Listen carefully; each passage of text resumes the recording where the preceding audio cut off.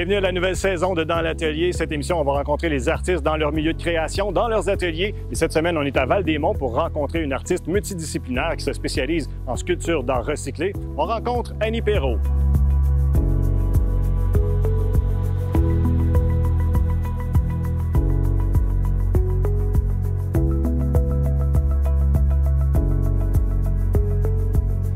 Annie, merci beaucoup de nous accueillir chez toi, en campagne, Val-des-Monts. Comment t'aimes ça? Oh, ben, c'est un paradis, un petit coin de paradis sur Terre, aux abords du lac McGregor. Ça fait depuis 2012 qu'on vit ici de façon permanente. OK. Puis là, ben, on ne peut pas s'empêcher de remarquer les sculptures, ben, ce que tu as fait, puis les sculptures de d'autres artistes sur ton terrain. Déjà en arrivant, on n'est même pas rentré dans ta cour que. C'est ça. On a déjà celle-là. Disons que c'est ma signature. Moi, j'aime beaucoup travailler avec les matériaux que je récupère. Donc, recycleur ou le courant recycleur ou Arte Povera. Donc, ce cheval-là, c'était un défi qu'une amie mentor, Joe Mignot, on va peut-être en entendre souvent parler dans le reportage, là, mais il m'a lancé le défi. Annie, ça serait le fun que tu participes à la Valorifête à Gatineau. Ça, c'était en 2017. Et puis, fais-nous donc une belle sculpture. Je n'ai jamais fait ça. Je me suis installée avec des pôles à clôture, puis des retailles c'est de la tôle de grange, OK. de la sangle de cerclage, des retailles d'inox d'une industrie, puis des fameuses capsules de café Nespresso. OK, c'est ça qui fait les boutons. Oui, c'est ça. C'est tout rifté. Il n'y a pas de soudure là-dedans. OK. Puis, en fait, je suis pas mal fière. Puis, elle s'est rendue même à la Galerie Montcalm lors d'une exposition collective. Pour une première, ça commence Pour une bien. première, j'étais bien contente. Puis, en avant de mon atelier de soudure que je partage avec mon mari, on appelle ça le lab. Pour Annie Et Bernard. Bernard. Bernard fait beaucoup de menuiserie. Puis moi, ben, il fait de la soudure aussi, mais moi, on partage ça. Ça, c'en est une autre installation. Avec le verre de bouteille. J'ai commencé, ça, c'est mes premières tentatives d'insérer du verre dans mes œuvres. Okay. J'aime beaucoup ça, l'opacité du métal avec la transparence du verre.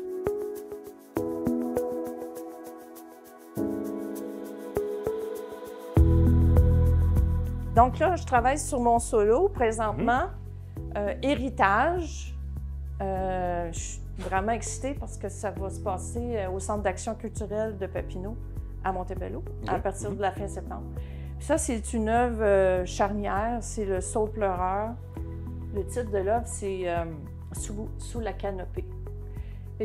J'ai voulu décrier l'impact de l'industrialisation et l'agriculture massive pour la détérioration des sols et tout ça. Il y a plein d'histoires un peu partout. Puis moi, je travaille beaucoup aussi avec des outils antiques quand je voyage. Je me promène chez les antiquaires, j'achète des vieilles affaires. Ouais. Mais ça, travailler du métal comme ça prend tous les outils, j'imagine, que tu as ici. C'est ça. J'ai qu'on pris, c'est ça, tantôt, quand je t'ai parlé du cheval, c'était rifté. Puis là, je me suis rendu compte que j'aimais sculpter. Alors, on a décidé, mon conjoint et moi, de prendre un cours de soudure au centre Astico. On s'est équipé comme il faut. Tantôt, je t'ai parlé de mon plasma, là, c'est la machine qui est en arrière. Ça, hein? Ouais. Moi, je travaille avec le MIG. J'ai juste une torche, mon ground, puis ça y va par là. Moi, j'aime ça. Puis j'ai un style un petit peu... je suis pas... je dirais un style fini, poli. J'aime voir la texture. Oui, brute. J'aime la texture. J'aime voir que le métal a souffert. J'aime la rouille.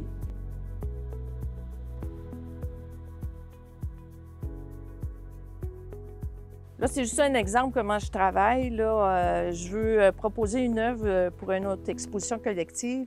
Fait que là, je sors mes pièces que je choisis dans ma scrapyard. Puis je vais essayer de faire un chevalet avec ça. OK. Puis ça va être comme mon frame. Puis je vais faire un vitrail là-dedans. Okay. C'est ça, moi, j'ai besoin de m'entourer de la nature puis de m'entourer d'œuvres d'art aussi. Fait que j'encourage beaucoup les artistes. Puis ça, ici, c'est une autre œuvre là, que j'avais faite dans le cadre du symposium Trace. OK. Puis c'est le chêne et le roseau, mon interprétation. Puis là, puis ça, ben j'avais... c'est pas la même affaire. Non, mais tu vois, mes petits-enfants, je trouve que c'est important de les initier de bonne heure. J'aime le petit personnage, ça fait enfant, justement. Ben c'est ça, c'est naïf au bout. Mais c'est comme moitié humain, moitié oiseau, on sait pas trop. Mais il a l'air de bonne humeur. Puis j'ai fait ça avec mes petits. À quel point les petits ont-tu contribué beaucoup à ben, en fait, mon petit-fils Zach, c'est lui qui a trouvé la plupart des pièces, là, les petites pièces. Il a quel âge? Lui, il va avoir 9 ans. OK. Puis Émilie aussi, elle a participé, à trouver des rondins dans l'atelier. Puis grand-maman a sorti sa drill puis ses vis, puis on a fait ça ensemble. Donc,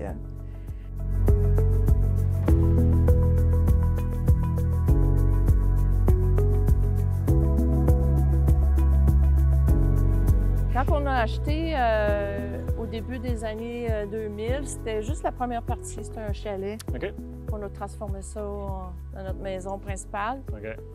Puis avec le garage. Puis au-dessus du garage, on a installé mon atelier.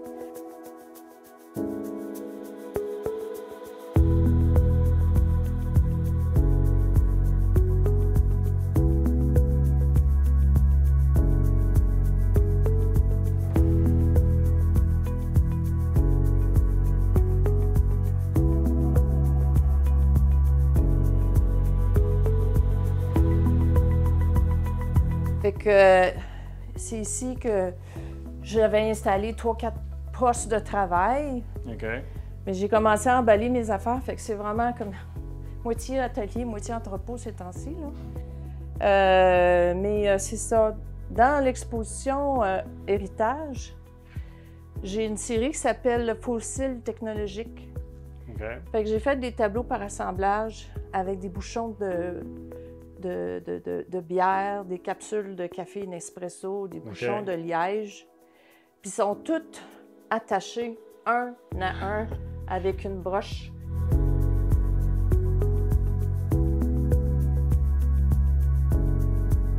L'autre à côté, je sais pas si c'est ça, c'est un petit peu exigu, là. C'est des coraux blanchis par les écarts de la hausse de la chaleur là, dans les océans. Bon, toi, tu travailles beaucoup de différents matériaux, là. Là. Il y a du tissage, du bois, du métal à l'extérieur, il y a de la peinture qui est impliquée, je vois que tu as des pinceaux partout. Ouais. C'est vraiment multidisciplinaire. Oui, vraiment, parce que en plus, j'ai pas parlé de ça, mais j'ai écrit un livre pendant tout ce processus-là. Qui va être lancé pendant l'exposition.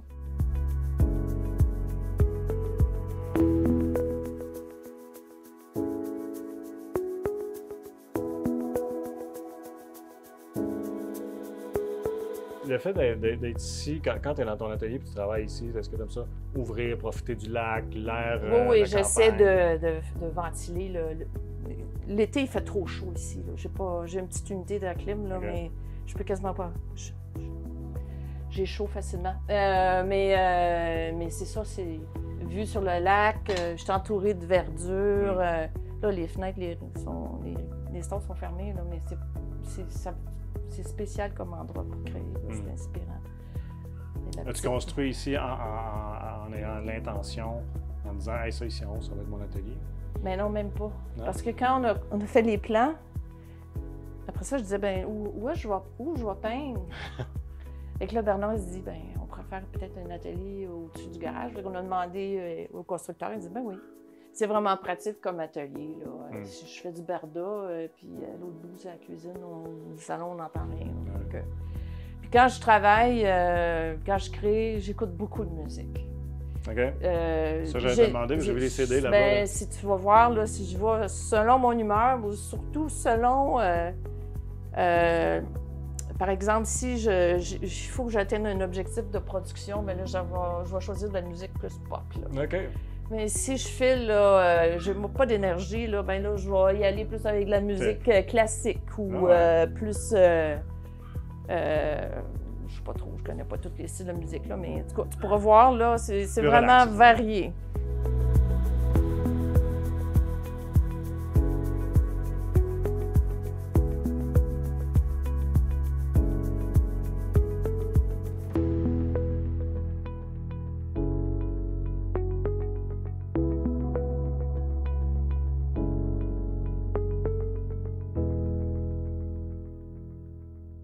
Donc, Annie, j'aimerais qu'on parle maintenant de ton parcours comme artiste. C'est pas nécessairement un parcours traditionnel, je trouve, parce que bon, tu as touché à plusieurs choses avant d'en arriver à faire de la sculpture à partir de matières recyclées. Donc, parle-moi un petit peu de tout ça. Bien, et moi, ça a commencé, je te dirais, à l'adolescence. J'ai été initiée aux arts visuels par une tante qui était artiste. J'ai touché un petit peu de tableaux, de peinture. Et bon, la vie étant ce qu'elle est, c'est pas nécessairement été encouragé par mes parents. On est à une époque où les arts ou la musique, c'est plus pour le loisir. Ouais, on s'amuse avec ça. On s'amuse avec ça. On ne gagne pas sa vie avec ça. Donc, j'ai abandonné ça assez vite. Puis, je suis devenue infirmière. Puis, une chose à l'autre, la vie a pris son cours. Moi, je suis originaire de Montréal. Je suis arrivée ici en 89 où on a fondé notre famille, puis tout ça. Et vraiment, ça a recommencé mon parcours d'artiste quand on a ouvert le Centre Carmen, mon conjoint et moi. C'est une fondation où on venait en aide aux gens malades, surtout atteints de cancer. En faisant, c'est ça, de l'art-thérapie, en faisant des ateliers de musique, de relaxation, toutes sortes de... J'étais entourée d'art constamment. Puis là, ça m'a comme réallumée. J'ai ressorti mes pinceaux, je me suis amusée avec l'aquarelle, puis j'étais pas assez patiente pour vraiment exceller avec cette technique-là. Alors, j'ai essayé l'acrylique, je me suis amusée avec l'acrylique. Puis plus ça allait, plus mes tableaux épaississaient. Je faisais des techniques mixtes. Puis à un moment donné, il y a un sculpteur qui m'a dit, dans une exposition, « Toi, un jour, tu vas être sculpteur. » Puis là, je dis, « Vraiment? » De la façon que je travaillais mes tableaux, c'est comme si je sculptais mes tableaux. Puis, ben c'est ça, tantôt, on a parlé de mon ami mentor Joe Mignot, qui m'avait lancé le défi. Et puis, je suis vraiment tombée en amour avec la sculpture. On dirait que ça vient toute seule. C'est pas compliqué. J'ai une thématique, quelque chose que j'imagine dans ma tête. Je fais quelques croquis. Je suis pas, j'utilise pas de logiciel. Je vais faire des croquis à la main. Ou dernièrement, j'utilise mon téléphone, mon iPhone. Ça va bien pour faire des croquis. Puis là, je pars. Et puis, j'ai commencé à ramasser des matériaux chez des agriculteurs, dans des... Écoute, je fais les poubelles. Mon grand-père faisait ça. Il faisait les poubelles des grands magasins de meubles, puis il ramassait des morceaux de bois, puis il refaisait des choses avec ça. C'est bizarre comment la vie est faite, là. Quand c'est le temps des encombrants, là, moi, là, je fais mon marché. Là. Je me promène, là, je ramasse des cuvettes de brouettes, des morceaux de métal. C'est comme ça que j'ai bâti ma cour à scrap. Là. Mais moi, c'est ma cour. Tu as besoin de beaucoup d'objets pour qu'à un moment donné, une idée émerge d'une sculpture. Tu sais. Puis comme moi, je ne suis pas forgeron, donc tu sais, je ne chauffe pas le métal pour lui donner une courbe, pour travailler la courbe. Je travaille tout à froid, donc il faut que les pièces de métal ne soient pas trop épais parce que j'y arrive pas. Travailler avec n'importe quoi. Je ne peux pas travailler avec n'importe quoi. Mais si je veux revenir en arrière parce qu'on passe rapidement, mais passer de... J'imagine que c'est une étape spéciale de ta vie de dire de passer d'infirmière, étudier pour être infirmière, travailler en santé, puis de dire il y a quelque chose qui a balancé pour qu'on se trouve du jour au lendemain ou je ne sais pas dans quelle période d'adaptation que ça a pris pour vivre de ton art. Bien, finalement, comme je t'ai dit, on a démarré une œuvre de bienfaisance. En fait, comme infirmière, à un moment donné, je suis retournée à l'université, je suis allée faire une maîtrise sur la souffrance. Et puis, Qui a été ton initiation à utiliser l'art, dans le fond, avec la médecine? Bien, tu sais, la science puis les arts, c'est un peu la même affaire. Tu sais, c'est une recherche, c'est des essais et erreurs pour arriver à un traitement qui va fonctionner versus à une œuvre qui va faire « wow ». C'est beaucoup ça, c'est la même affaire.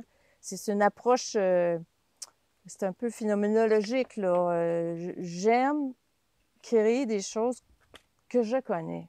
C'est à travers mon œil, j'interprète quelque chose que je connais. Je n'irai pas sur des thèmes que j'apprécie pas ou que je connais pas parce que j'aurais l'impression de m'approprier quelque chose qui ne m'appartient pas. À un moment donné, j'ai fait je fais du coq à l'âne, là, mais j'ai fait une série sur les femmes autochtones.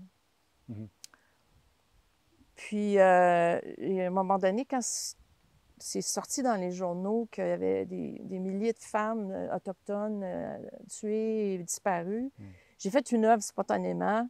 Puis, elle avait une robe déchirée, on y voyait une partie de la poitrine, puis j'avais une petite voix en dedans de moi qui me disait « Pas sûr que c'est approprié.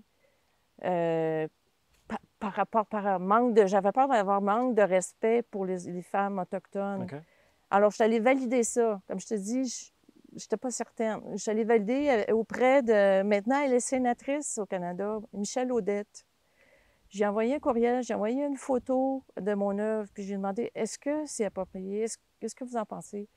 Elle a dit, ton œuvre, là, c'est comme si je venais de recevoir un coup de poing, là. Wow. Mais la nudité, dans mon peuple, ça passe pas trop bien. Okay.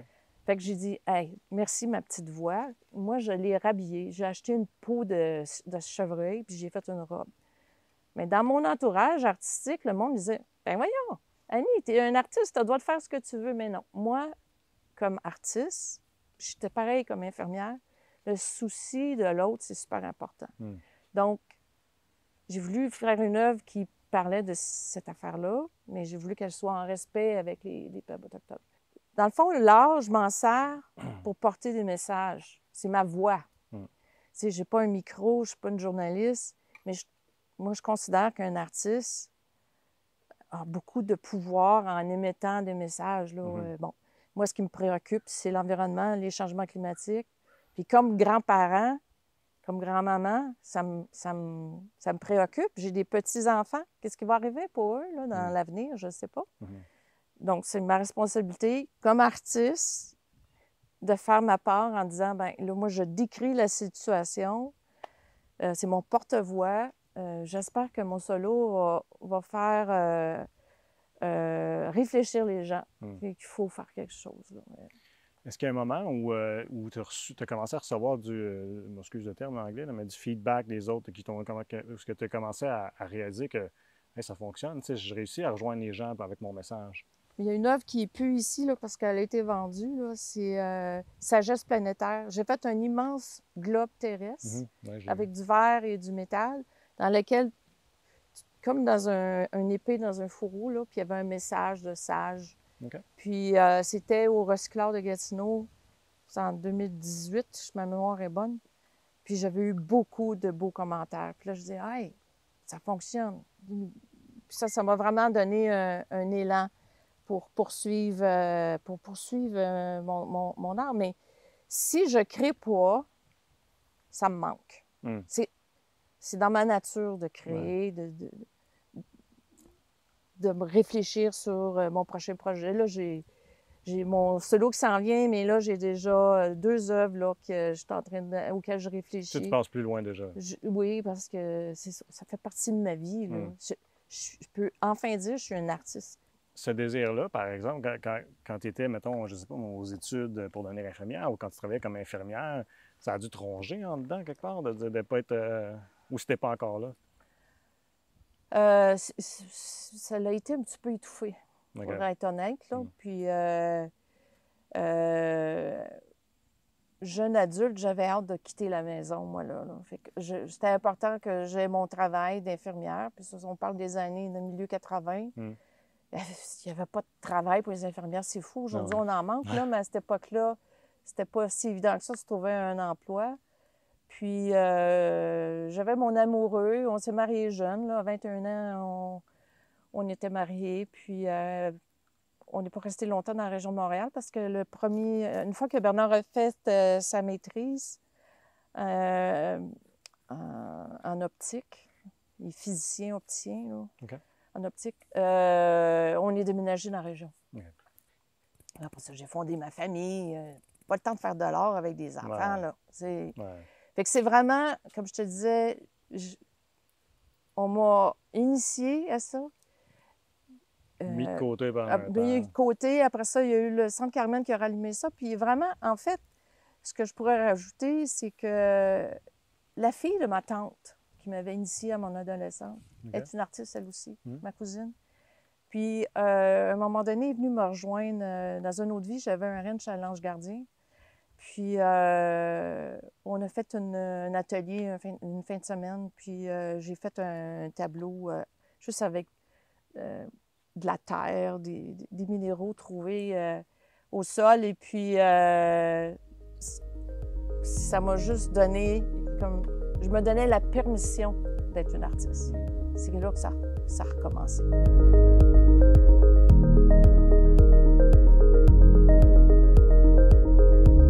En fait, ce que je voulais vous parler, c'est le travail qui entoure la récupération du verre de bouteille. Parce que le vitrail, les vitraux que je fais, j'utilise majoritairement du verre de bouteille. Donc, naturellement, il faut nettoyer les bouteilles, enlever les étiquettes, tout le résidu de colle. Parce qu'une fois que c'est coupé, on voit des ventres de bouteilles, je les affaisse dans mon four, dans le lab. On pourra aller voir ça tantôt.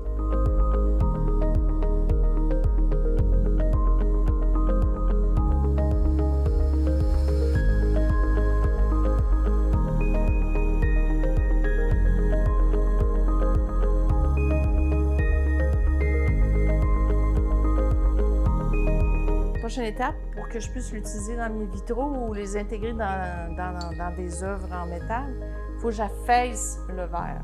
Donc, je me suis équipée d'un four pour ça.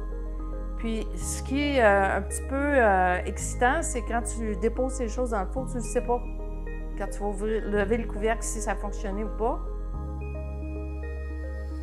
J'avais 3 ventres, 3 demi-lunes, puis là, j'ai mis mon fond de bouteille trop proche. Fait qu'il a fusionné avec le fond de bouteille. Fait que tu as un exemple de fusion involontaire. Ton morceau est-tu perdu ou ben non, tu figures quelque chose non, que je peux couper à côté, là, mais regarde, sans le vouloir, je te montre du verre fusion. Là. Fait que là, ensuite, je nettoie, j'enlève le résidu du papier réfractaire. C'est pour pas que le verre colle sur la feuille, sur la céramique dans le four. Je suis prête à tailler le verre, puis l'intégrer dans le processus du vitrail.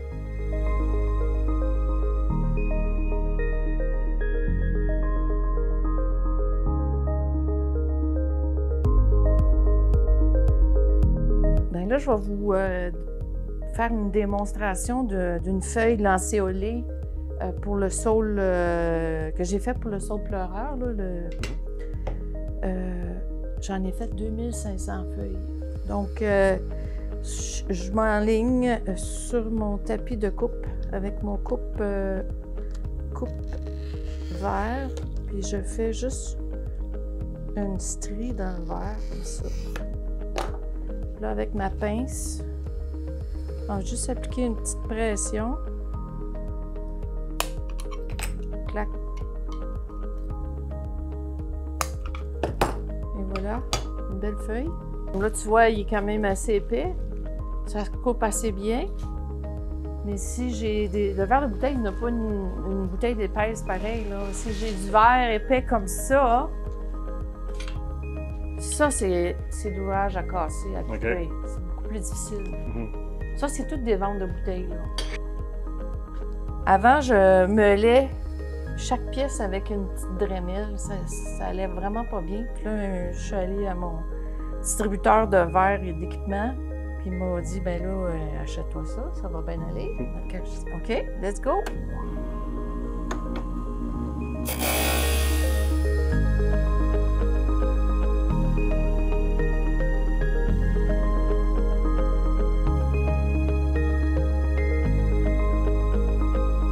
Donc, la prochaine étape, une fois que j'ai taillé mes pièces, il faut faire le sertissage.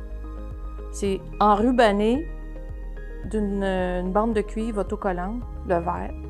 parce que moi, je travaille avec la technique Tiffany, donc c'est la bande de verre qui sert de métal qui va fusionner avec le plomb, là.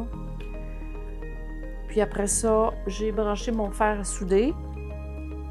Puis je vais vous montrer, c'est vraiment simple, là, comment je me prends pour...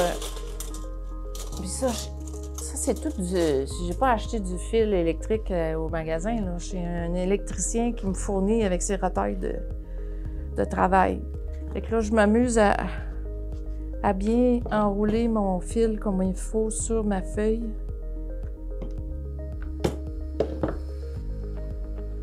Puis je mets un petit peu de flox pour que la soudure prenne bien avec le plomb, là.